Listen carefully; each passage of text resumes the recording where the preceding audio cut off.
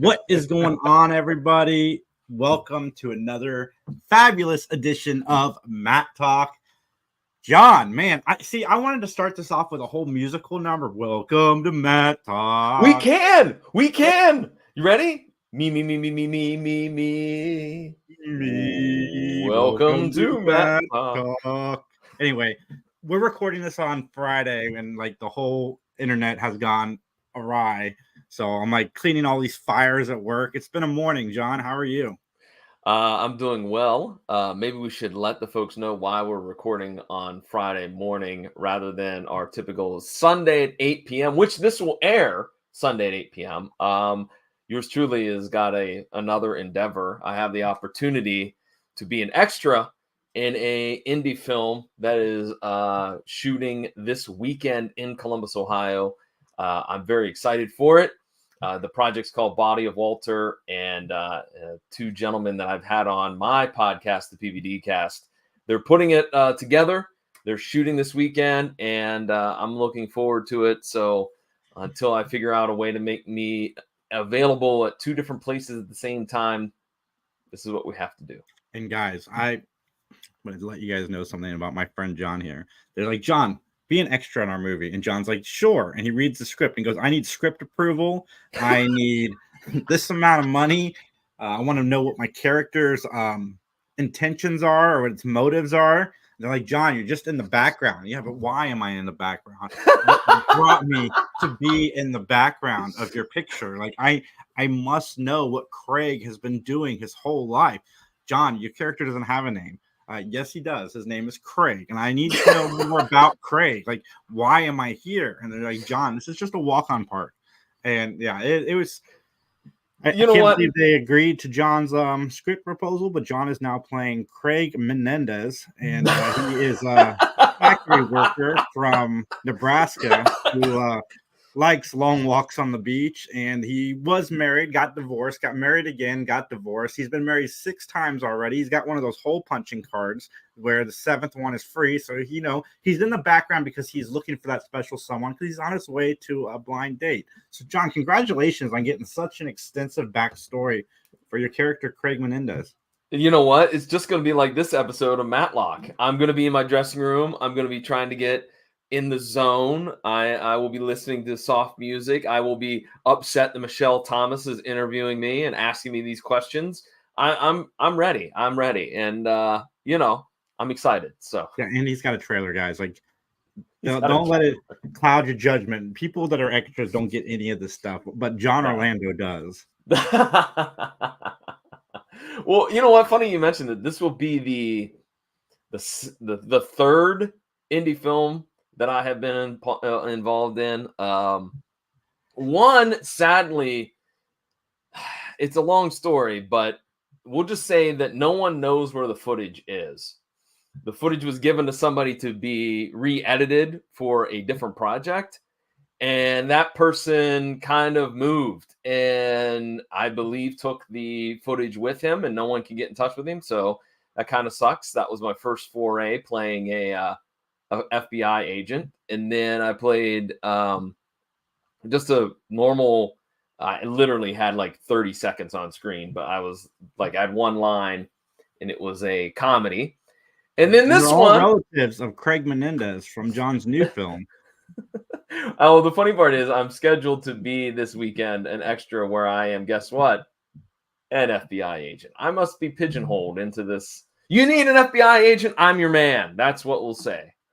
Mm-hmm. You need an extensive backstory for a character that has no meaning to your plot. You call John Orlando and he will write one for you.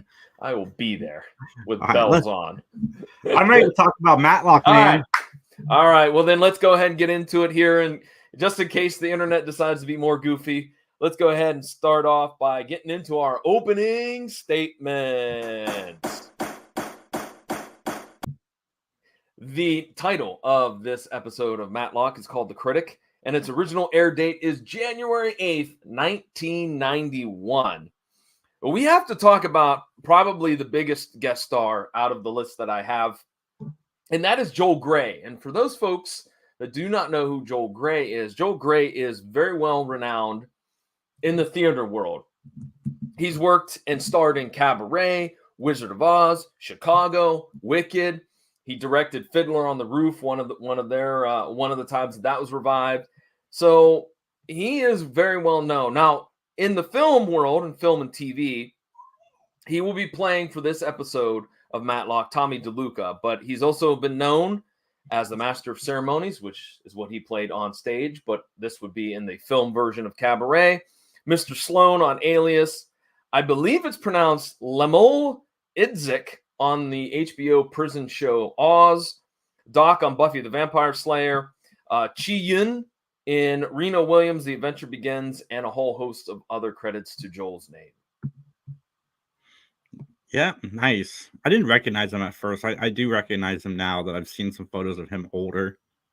Yeah, he's got a unique look to him. In fact, when we get to the part where he's testifying, he's got some weird facials going on, man. Like, I mean, I didn't know if he was overacting or just trying to make this character more bizarre than it needed to be, but we'll talk about that a little bit later. Our next guest star is a gentleman by the name of Tony Roberts, who will be playing the role of Guy Palmer. He seems to have a link to Woody Allen because he's in a lot of Woody Allen projects, such as Annie Hall, where he played the role of Rob. He played the role of Dick and Played Again, Sam. He also was in A Midsummer Night's Sex Party as the role of Maxwell. He also played LaSalle in the 1974 version of The Taking of Pelham 1, 2, 3. He also played Bob Blair in Serpico. And he is, of course, are you ready? He is a hat trick winner. He was in Murder, She Wrote and a Perry Mason TV movie as well. Yes, let's give him a round of applause, ladies and gentlemen. Woo-hoo! Yeah. Yeah. Tony Roberts getting the hat trick. He was also in the quality film Amityville 3D, and he was the narrator in the Star Wars Original Trilogy's audiobooks. So here's my question. Since he has a link to a lot of Woody Allen projects, have you seen any Woody Allen movies? I've only seen the new ones. I've seen a couple of the new ones. No, not really. And I've liked the movies. I don't like him as a person, but I've liked the movies that he has made that I've seen. So I do need to watch them eventually. I just haven't. I think I've only seen two. I saw Hannah and Her Sisters back in the 90s, which was okay. And then most recently I saw Blue Jasmine, which I really liked. And the only reason why I watched it was because Andrew Dice Clay was in it. And I'm like, what? Andrew Dice Clay in a serious role? I don't want to be that guy, but he's kind of just playing himself on stage, which, interestingly enough, I mean, I heard he did a pretty good job doing it, though.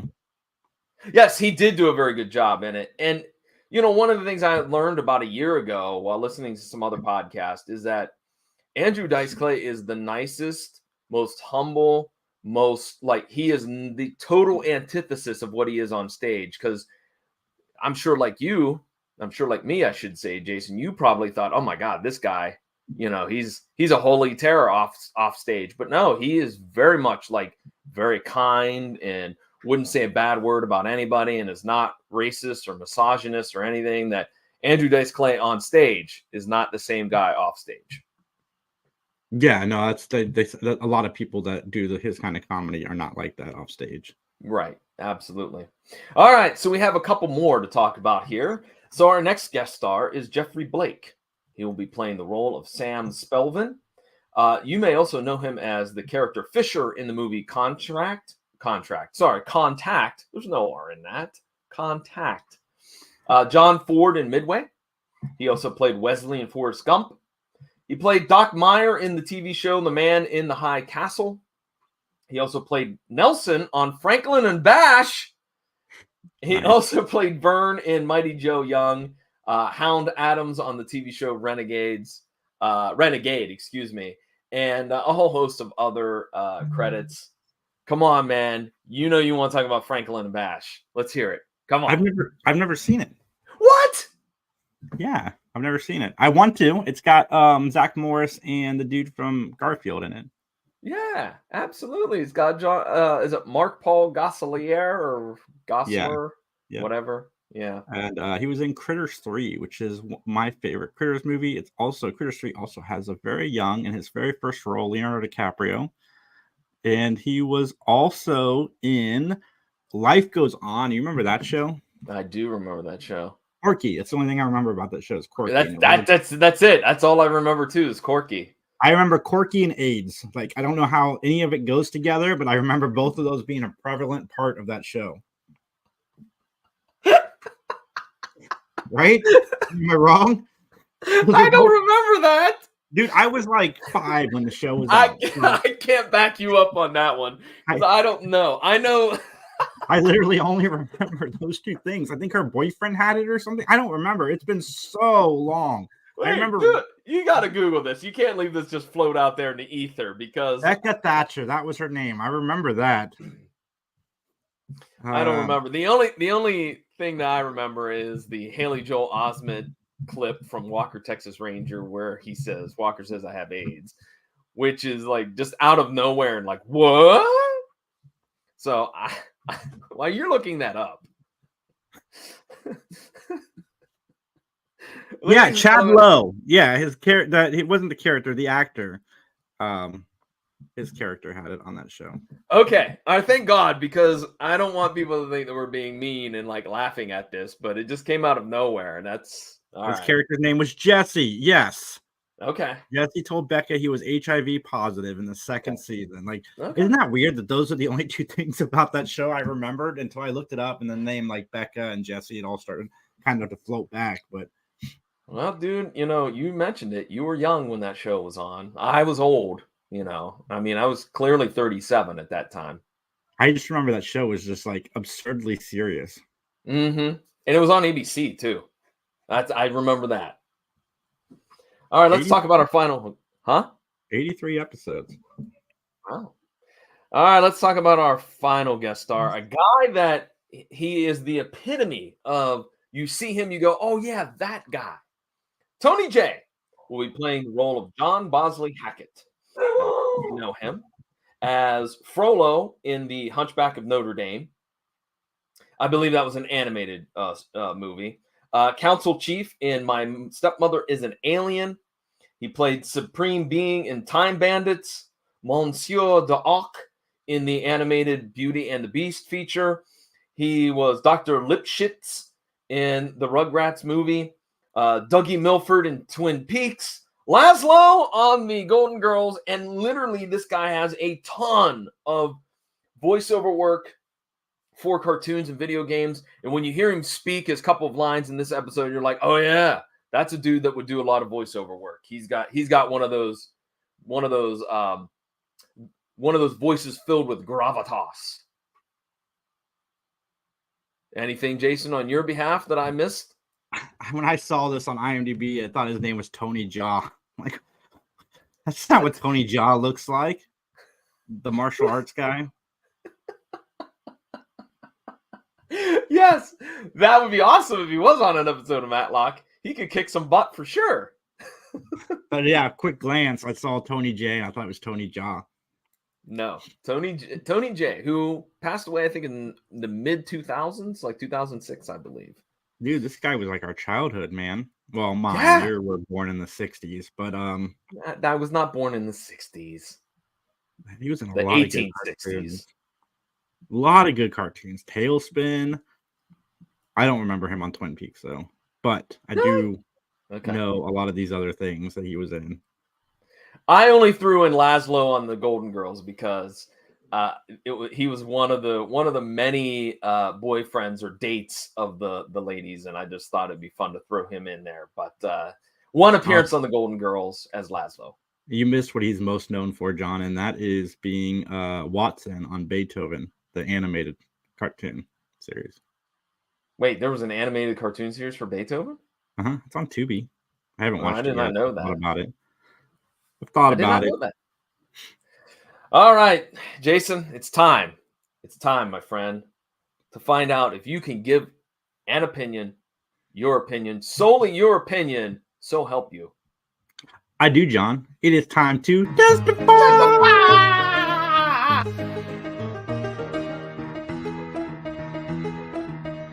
Justin's got to meet with his union rep because I'm doing a pretty good job producing the show. I don't know if we need Justin anymore. Just kidding, Justin. All right, let's talk about the plot. Ben must defend a young playwright accused of murder. So the opening scene. I love this opening scene. This right now is the bee's knees. Let me just tell you right now, it is a musical set in a courtroom based on some court case, and Ben has a little bit of tie-in as a technical advisor. Ben and Julie are in the audience, and you could tell right off the bat, Julie is not enjoying this play, is she? Julie hates it. Julie hates it. She is not a fan. But after the play, Julie gets to meet our young playwright, Sam. And so they talk about the play. And then all of a sudden, out of the corner of his eye, Sam sees John Bosley Hackett and gets worried because this guy is notorious for being a really difficult person when it comes to giving reviews to plays. I'd say that like Ebert and Siskel, they were pretty fair in their ratings, but this guy isn't. He's a shark. All right. No, He's dude, a shark. Listen, John, I'm somebody who likes everything. And yes, I totally want to see this entire play and it's full. But even I would give this play probably a negative review. What? So they should be worried about every single critic, not just this one guy. Like they should be after them all because I can't imagine it's getting a good review. Well, the little like footnote to this is that Sam says this is just a preview. We haven't opened the doors for ticket sales and we haven't opened the doors for the general public. This is just a little kind of dress rehearsal to the extreme, if you will. So my question would be, so you're changing the whole script then? So this is just so you're changing everything, right? Yeah, because that's one of the things Sam says is it's still a work in progress, and his producer is Guy, and so they're both very concerned about the fact that Hackett is there in the audience. So we go to a scene where there's some rehearsals going on, and Sally wants some pictures taken of her and Guy and Tommy, and of course Sam. So they take a few photos, and then we see, excuse me, we don't see the rehearsals just yet with Tommy. We actually have Sam lamenting that he is going to go talk to Hackett and see if he can't smooth some things over, make him understand that, look, this is not a finished product. But before he goes, we see a scene where Tommy is watching rehearsals. He's up in the balcony. It's a big dance number. And it's kind of, I like how they did this. It's intercut with the murder of Beckett. So we go kind of Hackett, excuse me, not Beckett, Hackett. We go back and forth from Hackett eating his breakfast and being killed to the dance rehearsal. I thought that was kind of a neat cinematography. Mm-hmm. Well, Jason, it's going to be your least favorite part of this episode. Because Tommy and Sam, they have words at rehearsal, and Sam storms off to meet Hackett, finds him in his hotel room, dead on the floor. And the maid sees, of course, Sam standing over the body with the knife in hand. Yeah, and again, guys, no blood because they didn't bleed in the early 90s. Well, here's my question, though. I like how Sam tried to convince, at least he tried to convince the maid, like, oh, call the police. Like, he didn't just stand there like, and we cut to the next scene. At least they tried to, like, have him be like, oh, wait, this is a misunderstanding. But nonetheless, your pet peeve still exists in this episode. Yeah, it's been a while since I've done my pet peeve in this show. And guys, listen, if you're ever unfortunate enough to find a dead body, don't grab the weapon. Don't go near the body. Don't go in the room. If you can help it, don't go in the room. Don't grab the body. I mean, if it looks like maybe they're still breathing, then you can go and administer CPR, but definitely don't touch the weapon, okay? Don't touch the weapon.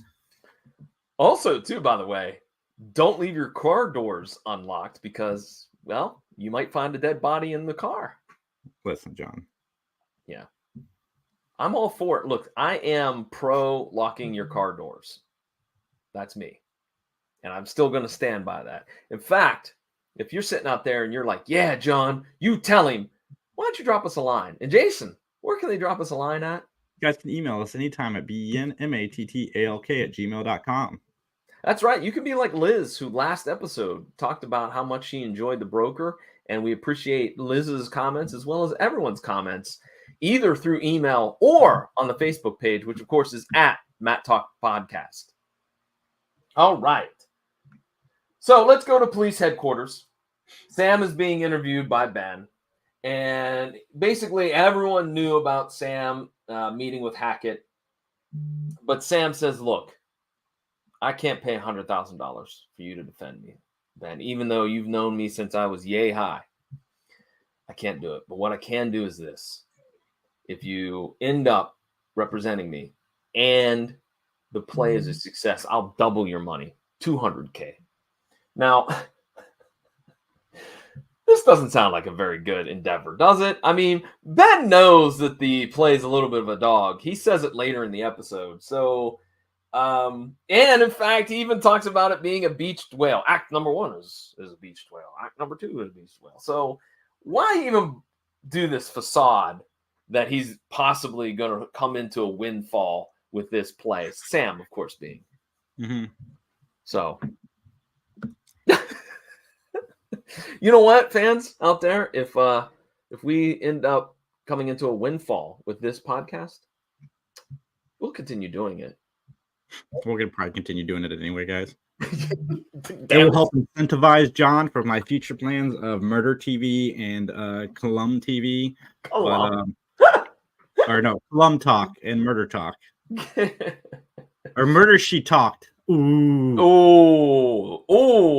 Murder She That's Spoke. stolen right now. You better get that copyrighted. That's stolen Murder right now. She Spoke. Trademark. Mattalk LLC. All right, Julie and Ben. They are together and they watch Hackett's review. Actually, we finally get the name of the play. It's called Lovers and Lawyers. And of course, Mr. Hackett trashes it. All right. Sally Ann White, she is so mad. She is so mad at this bad review. She throws a vase with flowers in it and smashes it against the TV screen. And so we go to a scene where Ben shows up to the theater and Michelle is there. And she says that Guy is closing the show, that the bad publicity, we gotta close the show. Sorry, guys, we can't go on. And then a guy shows up who we find out later is Sydney. He's like the PR guy. And he thinks that the bad review in the newspaper is really a positive because people are buying tickets. They want to see this. They heard about the murder. They want to see it. You know, I guess it's true. No publicity, or bad publicity is better than no publicity. What say you, Jason? Oh yeah, people love controversy, man. They do. They're just hoping to show up the next day and somebody else will get killed. This is a natural instinct of humans, which is crazy to me. But yeah, no, that's 1,000% the most realistic thing I've ever seen on an episode of Matlock is that people are lined up to watch this play where some affiliation, something tragic has happened. Mm-hmm. All right, we go to the crime scene where Ben is recreating the murder. I love how he just falls on the ground very slow motion wise. And Julie catches him in the act. So Ben says, here's the weird part. Hackett's breakfast order, man. He had all this food, but he didn't touch the OJ. He didn't touch the coffee. And he thinks that is kind of weird. And then also, Ben says, I don't think you should be involved in this court case, Miss Julie. Why? Because you're biased. You hate this play. Ooh, what a power play move for Mr. Ben Matlock. But is she gonna send somebody to jail for murder because she hates their play? Like, oh, you got to stop making movies or plays, and I don't ever want you to get into Hollywood. So I'm just gonna make sure this case sticks. Here's my thing too, real quick about this. Like, Ben, if you want some more of that fine fried chicken that Julie's known for, I mean, it just showed up a few episodes ago. you better not tell her you need to drop this case, because that seems like that would be something that would get you in big trouble with your significant other. You know what I mean? Yeah. Absolutely. All right. Here's what we talked about in the opening. Michelle interviews Sally, and she's interrupting the process. All right. And because of that, she's late to rehearsal. And so we get another random musical number. And we see Ben goes up into the balcony to sit with Tommy. And Ben says that he thinks that this scene that they're rehearsing, is his favorite in the show. And I wrote, no one cares, Ben. No one cares what your favorite scene is. So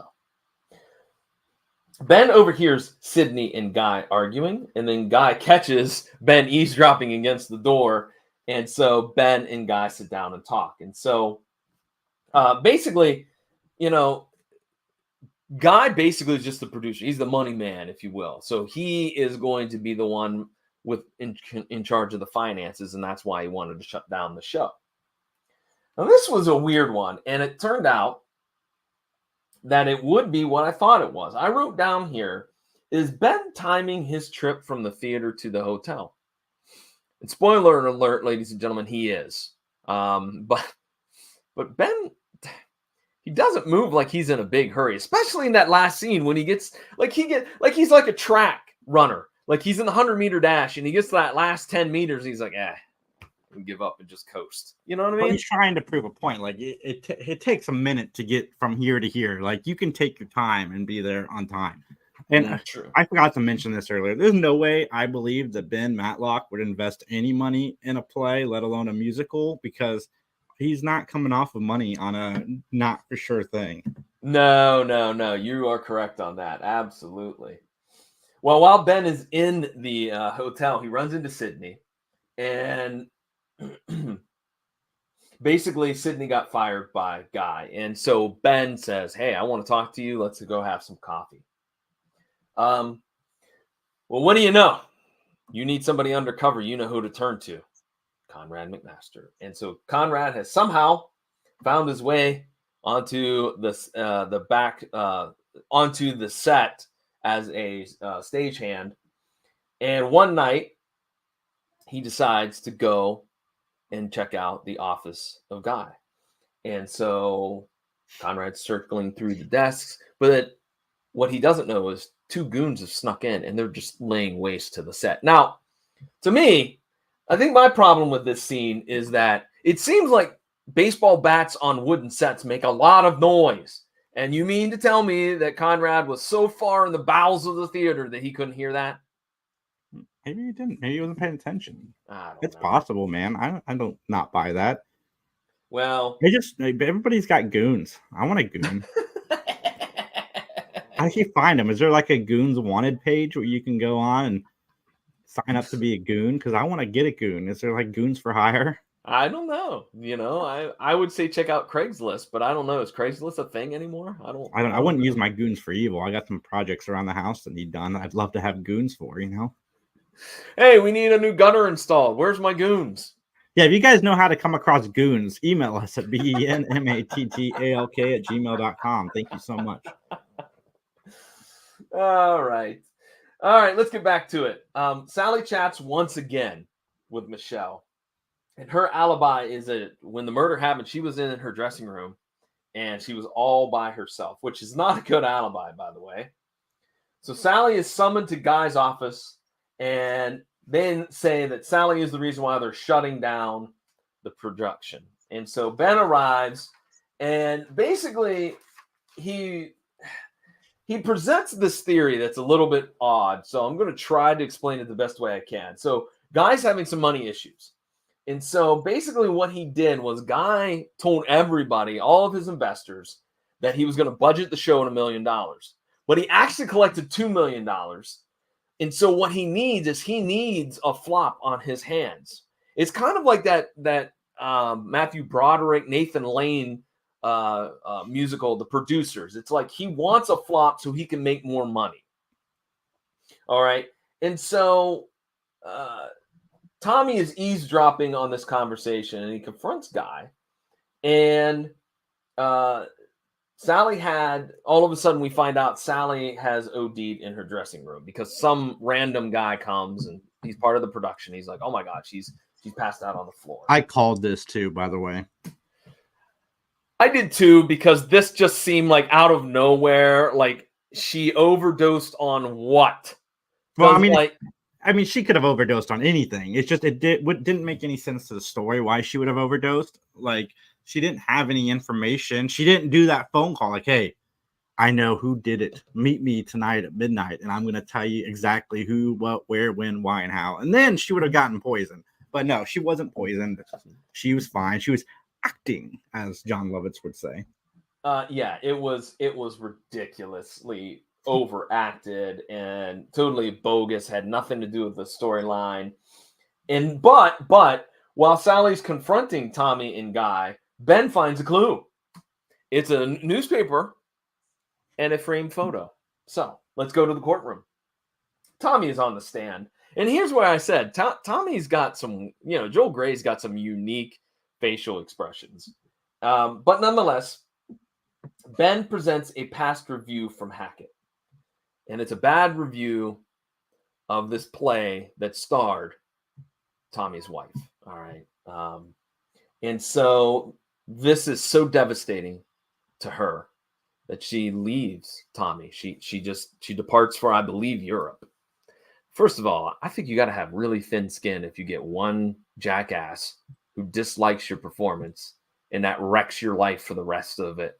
I mean, I think that's comments are no joke. Because, for example, and I hope Justin doesn't get mad at me saying this, when Three Geeks gets comments, Max and I, we find them hilarious. Like, they don't bother us at all, but they do get to Justin sometimes, and it's just one of those things, man. You can't let the comment section get to you, because the people that are going to sit down and write a comment are pretty much the ones that are the negatives. It's not people that love your stuff are not really going to comment. They might hit like. No, it's the ones that want to go out of their way to ruin your day are going to leave that comment. Mm-hmm. Just think, this is before social media. This is like 30 years before social media. So, I mean, I hate to tell Tommy DeLuca's wife, but it only gets worse. It only gets worse. Yeah. I will say this right now. There's a shot of Julie in her green dress with some extreme shoulder pads. That's right. I haven't ragged on shoulder pads in the 90s in women's fashions for a while. It's back. My God, like she looked like she looked like she was a Robotech, like robot. That's what she looked like. That they were out to here, folks. They were out to here. To comment on the shoulder pads on the last episode we did, because they also were pretty prevalent in Michelle's attire. Oh yeah. So Tommy's alibi is that he was watching rehearsals, and he mentioned about this guy named Willie. And I got to be honest with you, I don't really know what Willie does.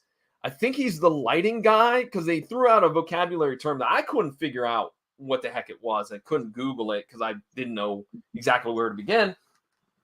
But Ben says, whoa. If you're doing rehearsals, Willie's job is to focus on what's going on at rehearsal. So he could very well have ignored the fact that you left. And in fact, Ben presents the fact that, hey, you can easily walk from the theater over to the hotel in X amount of minutes and still be back in time for the dance rehearsal to be done. Well, Tommy denies all this. He's like, no. So then Ben says, hey, let me ask you about breakfast. And everybody's like, whoa, breakfast. And so the breakfast menu is brought into the courtroom as evidence.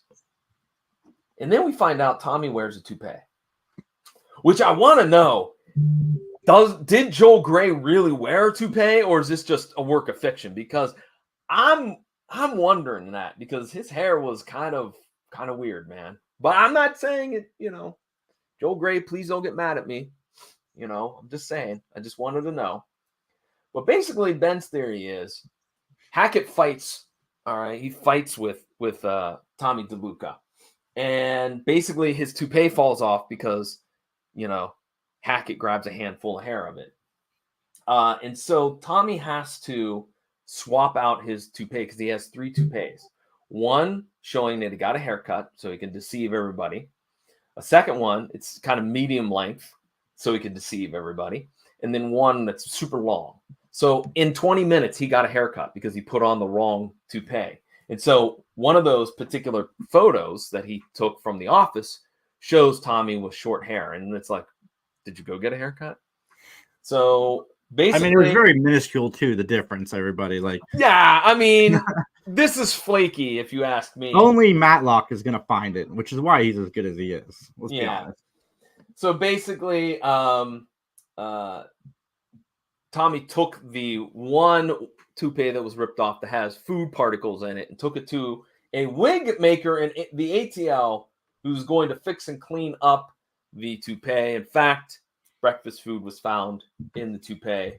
And then at the end of this questioning, Ben whispers to Tommy, I kind of liked your play. Sorry, for those that didn't hear that, Ben said, I kind of liked your play. The charges against Sam are dropped. Ben asked Sam to cut out the jokes in the play if you're going to rewrite the script, especially the ones that are derogatory towards lawyers. And Ben and Julie are off to get dinner. And that concludes our discussion of The Critic. Jason, anything you want to throw in there before we get to wrapping up the episode? I do not, John. All right, then, ladies and gentlemen, let's get into our closing statement. This is the part of the podcast where John and I will rate the show on a gavel system. 5 gavels means we absolutely loved it. We're joining a musical and we're going to have a lot of fun. 1 gavel means we didn't love it. And negative 300 gavels means we're going to quit singing altogether. John, what did you think of this episode?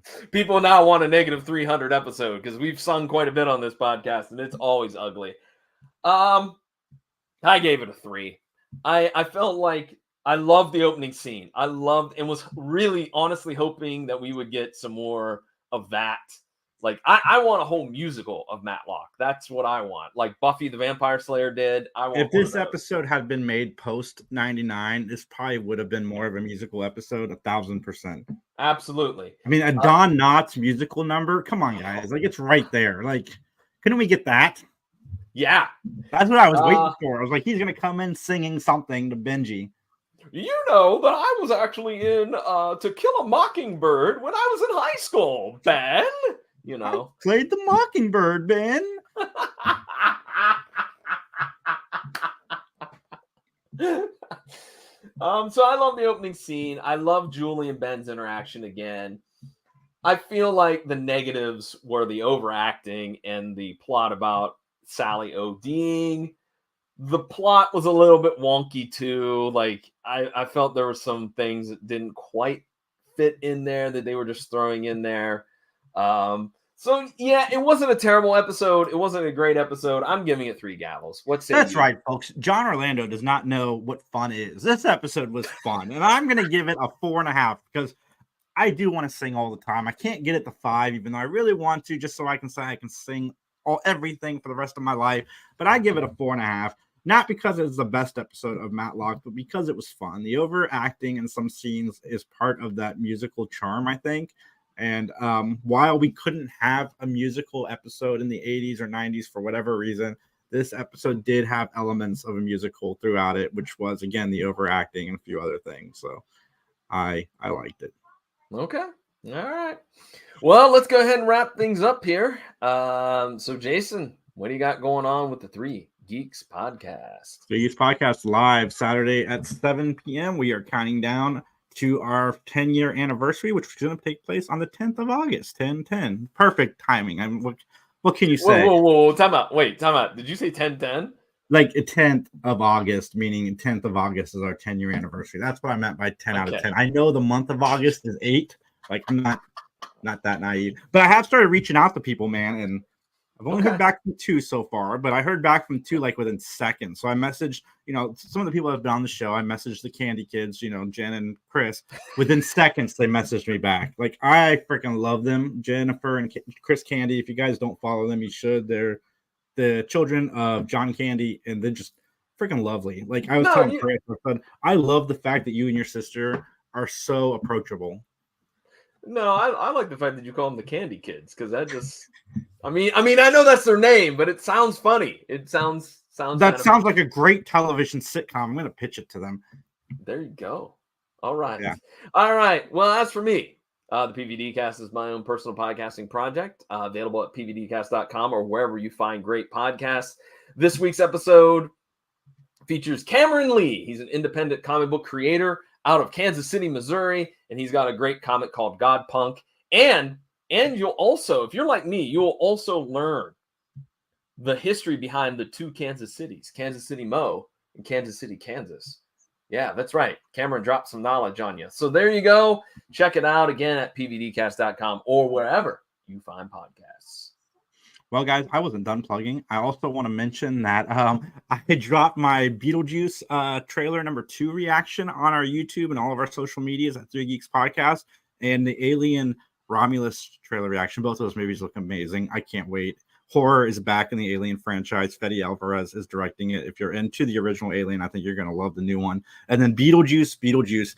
I was already in. Beetlejuice 2 somehow made me more excited. So I can't wait. I'm sure I might be setting myself up for disappointment on the latter because Tim Burton's either awesome or not. And for me, he's more not than awesome. So we'll see. We'll see. Okay. All right. Well, let's get on out of here, shall we? Yep.